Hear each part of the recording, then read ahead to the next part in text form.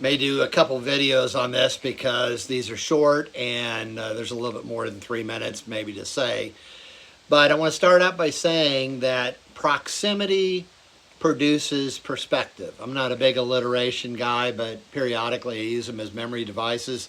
And proximity produces perspective is something I came up with when I was teaching on how to handle controversial issues with Christ-like courage and clarity. And it was really a result in 2015 of people coming to me and saying, I'm either going to lose one of my best friends, or they've given me an ultimatum, or family member, if we don't stop, cease and desist talking about our differences over Trump. Fast forward to the recent controversy, and there's all kinds of controversy on the web, but I'm focusing, obviously, by the title here, with Doug Wilson. And I want to say that I'm maybe in a minority group here, because even though I have my disagreements with Doug Wilson, certainly on his post-millennial understanding of end times, and some tonal things possibly, and wordsmithing on certain descriptions of people and all that, I can honestly say that I've really benefited from his ministry in a number of ways.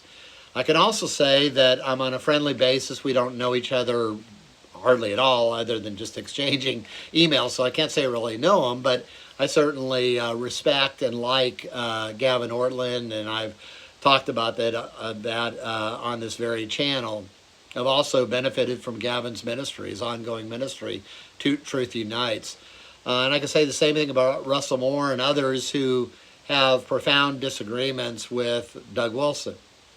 So what I want to say is that, I saw that Doug Wilson offered an olive branch of sorts of, free paid trip to Moscow to interact with him. And I think that's really admirable, and it's great. And I know Russell and Gavin are extraordinarily busy.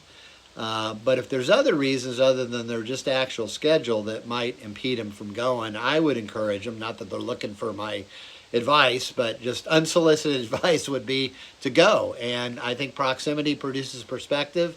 I think there still might be really bona fide disagreements of emphasis or tone or whatever, or even content like the post-millennial stuff.